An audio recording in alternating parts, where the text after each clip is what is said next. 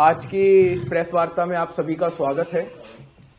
आज की ये प्रेस वार्ता अखिल भारतीय विद्यार्थी परिषद के 71वें राष्ट्रीय अधिवेशन जो देहरादून में 28 से 30 नवंबर तक चला, उसके निमित्त रखी गई है। इस अधिवेशन में देश भर से प्रतिनिधियों ने सहभाग किया और साथ ही साथ समसामयिक विषयों को लेके जो वर्तमान में समाज में, राष्ट्र में विषय चल रहे हैं, उसमें विद्यार्थी परिषद आने वाले सालों में क्या करेगी, तो उसको लेके ऐसे रेजोल्यूशंस हम लोगों ने वहां पास किए अपने संगठन में। साथ ही साथ हमारी केंद्रीय कार्य समिति की बैठक भी और राष्ट्रीय कार्यकारी की परिषद की बैठक भी, CWC बैठक और NEC बैठक भी हमारी नेशनल कॉन्फ्रेंस से पहले राष्ट्रीय देहरादून में रही। और इस 5 दिन के पूरे प्रोसेस में अलग अलग डिग्नेटरीज ने हमारे राष्ट्रीय अधिवेशन में आकर भाषण दिया और सभी विद्यार्थियों को संबोधित किया। तो आगे की वार्ता हेतु मैं हमारे राष्ट्रीय महामंत्री डॉक्टर वीरेंद्र सिंह सोलंकी जी से आग्रह करता हूं। नमस्कार सभी को, सभी पत्रकार बंधुओं को हार्दिक स्वागत है आज की प्रेस कॉन्फ्रेंस में। आज की प्रेस कॉन्फ्रेंस हमने इसलिए रखी है क्योंकि आप सबको, जैसे सार्थक जी ने बताया, कि हमारा अखिल भारतीय विद्यार्थी परिषद का 71वां राष्ट्रीय अधिवेशन पिछले 2 दिन पूर्व ही संपन्न हुआ है देहरादून के अंदर। तो उस अधिवेशन के निमित्त हमारी जितनी भी गतिविधियां हुई है, जितने उस अधिवेशन के अंदर हमारे कार्यक्रम हुए हैं, वो सब आपके साथ साझा करने के लिए हम लोगों ने ये प्रेस कॉन्फ्रेंस रखी है। तो जैसे जो हमारा 71वां राष्ट्रीय अधिवेशन इस बार संपन्न हुआ है, वो देहरादून के परेड ग्राउंड में संपन्न हुआ है। वहां एक टेम्पररी नगर जो बसाया गया था, बिरसा मुंडा नगर, भगवान बिरसा मुंडा जी की जो 150वीं जन्मशती वर्ष चल रहा है, उनके निमित्त, उनके जन्मशती दिवस के निमित्त, ईयर के निमित्त हमने वहां बिरसा मुंडा नगर उसका नाम दिया। और वहां जो सभागार हमने रखा था उसका नाम जनरल बिपिन रावत जी के नाम पे रखा हुआ है। ऐसे कुल मिला के पूरे उत्तराखंड का जो कल्चर है, जिसमें चारों धाम की बात आ गई, वहां के ट्रेडिशनल ड्रेसेस की बात आ गई, वहां का एक तरीके से जो वहां की संस्कृति है, वो उस नगर के अंदर हमारे देश भर से आने वाले कार्यकर्ताओं को उसका दर्शन हो सके, उसके लिए हमने उस प्रकार से वहां पूरा वातावरण ऐसा रखा था। आपको फोटोज, वीडियोस, क्लिप्स वहां की मिलेगी। और हमने जो प्रदर्शनी रखी वहां, अखिल भारतीय विद्यार्थी परिषद की जो प्रदर्शनी थी, जिसके अंदर रानी अब्बक्का जी का हमने प्रतिमा को स्थापित किया, जो कर्नाटका से आई थी, और उस प्रदर्शनी का नाम भी रानी अब्बक्का जी के नाम पे रखा है। रानी अब्बक्का जी के बारे में मैं थोड़ा बताना चाहूंगा कि वो हमारे आज से 500 वर्ष पूर्व कर्नाटका में उन्होंने एक गांव में रहने वाली महिला थी और उन्होंने पोर्टुगीज से लड़ते हुए अपने आप को बलिदान किया था। तो ऐसे देश के जो संघर्ष करने वाले लोग, स्वतंत्रता सेनानी हैं, ऐसे स्व के लिए, स्वतंत्रता के लिए, संस्कृति के लिए संघर्ष करने वाले जो महान योद्धा है, महापुरुष है, उनको हम विद्यार्थियों तक उनके जीवन के कार्य को पहुंचाने का काम हम ऐसे अधिवेशन के माध्यम से भी करते हैं। तो ऐसे जो हमारी प्रदर्शनी थी, वो उसके रानी अब्बक्का जी के ऊपर नाम था। और कुल मिला के अगर हम पूरा अधिवेशन देखें, तो अधिवेशन में उद्घाटनकर्ता के रूप में, जो उद्घाटन सत्र, इनॉग्रेशन सेशन में हमारे जो मुख्य अतिथि रहे, वो इसरो के पूर्व साइंटिस्ट जो हैं, जो पूर्व अध्यक्ष S सोमनाथ जी, वो हमारे उद्घाटनकर्ता के तौर पर रहे और अधिवेशन में उन्होंने अधिवेशन का उद्घाटन किया। और उन्होंने स्टूडेंट्स को बात करते हुए, संबोधित करते हुए बड़ी अच्छी कुछ बातें बोली। उन्होंने बताया कि देश को जिस प्रकार से हमको आगे ले जाना है या समृद्ध राष्ट्र बनाना है, तो उसके लिए हमको विद्यार्थी जो हैं, उन विद्यार्थियों को देश भर के हर एक डिस्ट्रिक्ट में इनोवेशन, रिसर्च के आधार पर हमको बिजनेस खड़ा करना पड़ेगा। रिसर्च के आधार पर हमको स्टार्टअप्स खड़े करने पड़ेंगे, जो देश की आवश्यकता, दुनिया की आवश्यकताओं को पूरी करे। इस प्रकार की उन्होंने विद्यार्थी परिषद के अधिवेशन में स्टूडेंट्स को संबोधित करते हुए बात कही। और उस अधिवेशन के अंदर उद्घाटनकर्ता के तौर पे तो वो रहे ही, बाद में उन्होंने पूरे अधिवेशन स्थल का भ्रमण किया।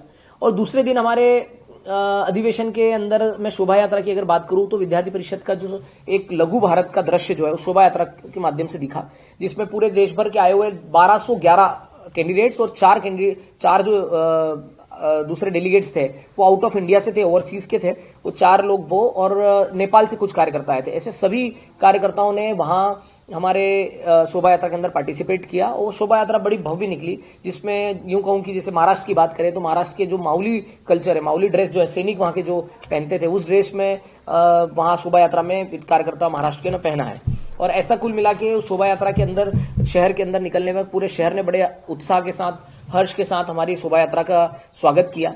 और यहां तक कि वहां के जो मुख्यमंत्री है पुष्कर सिंह धामी जी, वो भी सड़क पे उतरकर, उन्होंने भी स्टेज से उतरकर हमारी शोभा यात्रा का स्वागत किया। उनको फूल बरसाए, माला पहनाई, पूरी शोभा यात्रा का उन्होंने स्वागत किया। कुल मिला के उत्साह का वातावरण पूरे देहरादून शहर के अंदर बन गया।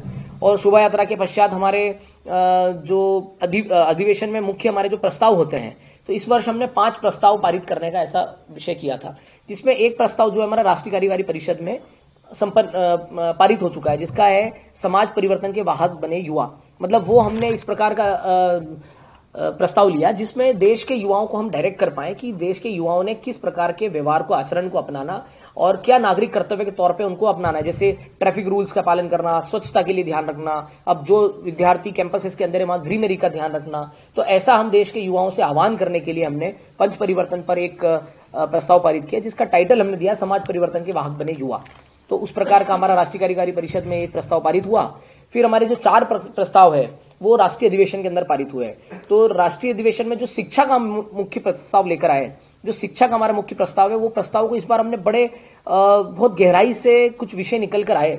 वैसे हमारी प्रस्ताव समिति गठित होती है, वो प्रस्ताव समिति ने पिछले 1 माह के पूर्व भी मीटिंग की और मीटिंग करके देश समाज के जो साल भर के कुछ मुद्दे आए हैं, कुछ घटनाएं हुई हैं, उनका जिक्र करते हुए, उन सब विषयों को चिंतन मंथन करते हुए, शॉर्टलिस्ट करते हुए कुछ ऐसी बातें शिक्षा क्षेत्र में निकल कर आई जिस पर हमको बोलना अति आवश्यक महसूस हुआ। जैसे पहले विद्यार्थी परिषद के प्रस्तावों में हम लोग कोचिंग एजुकेशन के रेगुलेशन की बात कर चुके हैं, हमने टीचर रिक्रूटमेंट की बात की, कुलपति नियुक्तियों की बात की है, जो इंफ्रास्ट्रक्चर की गुणवत्ता है उसकी बात की है, इंस्टीट्यूशंस की गुणवत्ता की बात की है। परंतु आज तक हमने कभी वित्तीय विषयों पर बात नहीं किया, वित्तीय आवंटन का जो सिस्टम है भारत का। तो शिक्षा के प्रस्ताव के समय ऐसा विषय सामने आया कि देश की जो शिक्षा है वो एक बहुस्तरीय और बहुआयामी है, एक तरीके से बहुत कॉम्प्लेक्स एजुकेशन सिस्टम महसूस होता है। वो कैसे महसूस हुआ? क्योंकि देश की जो शिक्षा है उसमें हायर एजुकेशन तो एक मिनिस्ट्री के अंतर्गत आता है, लेकिन जो डिफरेंट मिनिस्ट्रीज है वो अपने अपने इंस्टीट्यूशन चला रही है। जैसे कल्चरल मिनिस्ट्री जो है फाइन आर्ट्स के इंस्टीट्यूट चला रही है, यूथ मिनिस्ट्री या लेबर मिनिस्ट्री जो है वो ESIC के कॉलेजेस चला रही है, वहीं मेडिकल कॉलेजेस जो है वो हेल्थ मिनिस्ट्री में आ रहे हैं, agriculture college agriculture university agriculture ministry में आ रहे हैं। तो इस प्रकार से जो एजुकेशन सिस्टम है भारत का वो बड़ा कॉम्प्लेक्स होते जा रहा है। और वो कॉम्प्लेक्सिटी कहाँ आती है? क्योंकि उसके इम्प्लीमेंटेशन के लिए चाहिए होता बजट, और वो बजट ठीक से प्रॉपर वे में नीचे तक पहुंच नहीं पा रहा है। कहीं ना कहीं हम बात करें राष्ट्रीय शिक्षा नीति की, तो जब राष्ट्रीय शिक्षा नीति को इम्प्लीमेंटेशन की बात आती है तो नो डाउट कि स्कूल एजुकेशन में बहुत अच्छा इम्प्लीमेंटेशन हुआ है, उसका बहुत अच्छा परिणाम हुआ है। लेकिन हायर एजुकेशन के अंदर अगर हम देखें तो कहीं ना कहीं इम्प्लीमेंटेशन में प्रॉब्लम आती है इंफ्रास्ट्रक्चर की, ह्यूमन रिसोर्सेज की, टीचर्स की। तो वो जो प्रॉब्लम है उसके पीछे कहीं ना कहीं जाकर देखा तो बजट का, एक बजट अलोकेशन का सिस्टम जो है वो कहीं ना कहीं सामने आ रहा है। तो इसलिए हमने इस बार जो बजट का सिस्टम है वो और जो शिक्षा के डिफरेंट मिनिस्ट्रीज इंस्टीट्यूट चला रही है उन सबको एक छत्र के अंदर लाने के लिए ऐसा प्रस्ताव हम लेकर आए हैं, जिसपे हमने ये विचार किया है कि जो भारत की शिक्षा है, देश की शिक्षा का एक समग्र रूप से चिंतन हो सके, इसलिए एक संरचना, एक छत्र के नीचे देश के सभी शिक्षण इंस्टीट्यूट्स आने चाहिए। उसकी मांग को हमने ध्यान में रखते हुए हमने एक प्रस्ताव हम लेकर आए। उसका जो टाइटल है मैं आपके सामने पढ़ देता हूं। उसका टाइटल है पर्याप्त वित्तीय आवंटन सहित सभी शैक्षणिक संस्थानों को एक संरचना के अंतर्गत लाने की आवश्यकता। ये हमारा शिक्षा का इस बार प्रस्ताव रहा है और इस एजेंडे पर हम देश भर में आगे काम करने वाले हैं। दूसरा जो हमारा मुख्य प्रस्ताव आया है, चूंकि भारत के अंदर हम अगर बात करें तो हमारा जो विद्यार्थी परिषद का कार्य है कैंपसेस के अंदर तो है ही, लेकिन कैंपसेस के अलावा जो नेशनल इश्यूज जो हैं या राष्ट्र के सुरक्षा से रिलेटेड कोई इश्यूज है, लोकतंत्र को बचाने से रिलेटेड कोई इश्यूज है, उन पर भी हम लोग अपना मंतव्य रखते हैं। तो इस बार हमने वैसे प्रस्ताव जो एक लेकर आए हैं वो बांग्लादेशी घुसपैठ पर भी हमारा एक प्रस्ताव है। लेकिन अगर देखा जाए, आप सब जानते हैं, पूर्व में भी विद्यार्थी परिषद 1983, 2001, 2005 एंड 2015, 2012 ऑल्सो, इन सब ईयर्स में हमने बांग्लादेश घुसपैठ के ऊपर हमने प्रस्ताव पारित किए हैं। और इस वर्ष भी हम बांग्लादेश घुसपैठ पर प्रस्ताव लाए, क्योंकि अभी भी जरूरत महसूस हो रही है, क्योंकि देश के अंदर अभी भी सीमावर्ती जो राज्य है वहां पर माइग्रेंट्स आ रहे हैं और उनके आने के कारण से वहां पॉलिटिकल अनस्टेबिलिटी हो रही है, लव जिहाद के केसेस बहुत ज्यादा बढ़ गए, महिलाओं के साथ उत्पीड़न के केसेस बहुत बढ़ गए और उनको संरक्षण देने वाले लोग भी वहां मौजूद हो रहे हैं। और इवन यहां तक की बताऊं कि जो बांग्लादेशी घुसपैठ है, असम के अंदर का इंसिडेंट है कि वो घुसपैठ करके आ गए, उनके सारे डॉक्यूमेंट्स बन गए, वो इलेक्शन भी लड़े और MLA भी बन गए। अभी कोर्ट ने एक MLA का वहां से रद्द किया क्योंकि वो बांग्लादेशी घुसपैठ निकल के आए। तो इस प्रकार का कार्य सीमावर्ती राज्यों में हो रहा है। कहीं ना कहीं हमारे देश के अंदर एक तरीके से कहें कि जनसांख्यिकी जो है उसको असंतुलन करने का काम किया जा रहा है। तो उसके लिए भी हमने इस बार सोचा है कि देश के समाज को भी जागृत करना आवश्यक है और सरकारों को भी सही तरीके से इस पर स्टेप्स लेने की आवश्यकता है। तो उसके लिए हमने एक प्रस्ताव लेकर आए हैं जिसमें बांग्लादेशी घुसपैठ, राष्ट्रीय सुरक्षा एवं लोकतांत्रिक व्यवस्था के लिए चुनौती, ये हमने टाइटल हमारा इस प्रस्ताव का है। और इस प्रस्ताव के अंदर हमने बहुत अच्छे तरीके से सरकार के सामने मांगे रखी है और जो एसआईआर जो इलेक्शन कमीशन ने बिहार के अंदर किया और अभी देश के अंदर करने वाले हैं उसका भी, एसआईआर का भी हम इसमें इलेक्शन कमीशन का अभिनंदन हमने किया है। और वही जो हमारा पुराना हम सरकार से मांग करते रहे डिटेक्ट डिलीट एंड डिपोर्ट, वो भी हमने इसके अंदर कहा है कि जितने भी घुसपैठी हैं उनको डिटेक्ट करके डिलीट किया जाए और वापस अपने निर्वासन उनको अपने देश के अंदर किया जाए। तो इस प्रकार का दूसरा प्रस्ताव रहा है। जो तीसरा प्रस्ताव हमारा इस बार आया है वो बड़ा ही सुंदर है। उसमें हमने इस वर्ष वो प्रस्ताव इसलिए लिया है क्योंकि हमारे देश के अंदर लगातार हिमालयन रीजन्स में, पहाड़ी क्षेत्रों में लैंडस्लाइड्स की घटना और क्लाउड बर्स्ट और प्राकृतिक आपदा किसी न किसी रूप से आई रही है पहाड़ी रीजन्स में, वो बढ़ रही है, उसका गति बढ़ रही है, उसकी फ्रीक्वेंसी बढ़ रही है और कई बार हर वर्ष आ रही है। पहले इतना नहीं होता था कंपैरेटिवली। तो इस बार हमने एक प्राकृतिक मतलब एक तरीके से एनवायरमेंट कंजर्वेशन के ऊपर हमारा एक प्रस्ताव है। जो मानवीय क्रियाकलाप हैं उसको नियंत्रण करने की आवश्यकता है। इसलिए हमने इस बार जो प्रस्ताव लेकर आया उसका जो टाइटल रखा है वो मानवीय क्रियाकलापों से उत्पन्न प्राकृतिक आपदाओं के निवारण हेतु आगे आए समाज। मतलब समाज से आह्वान है कि इस प्रकार के जो आपदाएं आ रही है उसका निवारण के लिए हमको थोड़ा सोचना पड़ेगा और सरकारों ने भी सस्टेनेबल डेवलपमेंट को ध्यान में रखना पड़ेगा और विवेकशील तरीके से विकास करना पड़ेगा। जितनी आवश्यकता है उतना डेवलपमेंट करना है। चूंकि हिमालयन रीजन जो है, जो पहाड़ी क्षेत्र है, वहां सिक्योरिटी का पर्पस भी है, चाइना जैसा देश हमारे नजदीक में है, तो उसके लिए डेवलपमेंट जरूरी है। परंतु डेवलपमेंट की वजह से जैसे वहां धराली में जो इस बार आया है लैंडस्लाइड होने के कारण कितनी बड़ी घटना हुई, तो इस प्रकार की घटना ना हो और भविष्य में उसका हम ध्यान रख पाए, इसलिए हमने इस प्रकार का एक प्रस्ताव लाया है।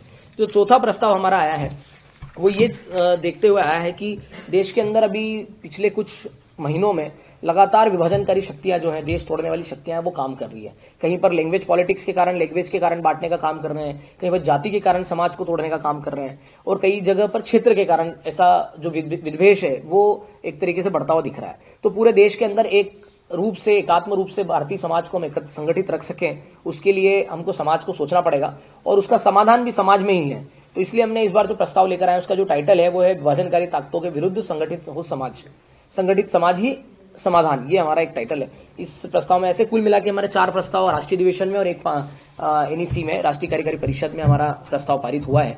तो ऐसे 4 प्रस्ताव पारित हुए हैं और इस प्रस्ताव के अतिरिक्त हमारे अधिवेशन में लगभग 6 डिफरेंट पैरेलल सेशंस हुए हैं, जिन सेशंस में हमने स्टूडेंट्स के साथ, हमारे एक्सपर्ट्स ने उन विषयों का अध्ययन कर, उन विषयों का नॉलेज स्टूडेंट्स को देने के लिए किया है, जिसमें हमारा मुख्य विषय बांग्लादेश घुसपैठ रहा है, एआई टेक्नोलॉजी रहा है, यूथ के अंदर वैचारिक विमर्श रहा है, कैंपसेस के अंदर कैसे जो एंटी नेशनल फोर्सेस हैं वो अपना विमर्श खड़ा करने का काम कर रहे हैं, तो वो भी हमारा एक ऐसे विषय रहा है। ऐसे विभिन्न विषयों को लेकर हमारा एक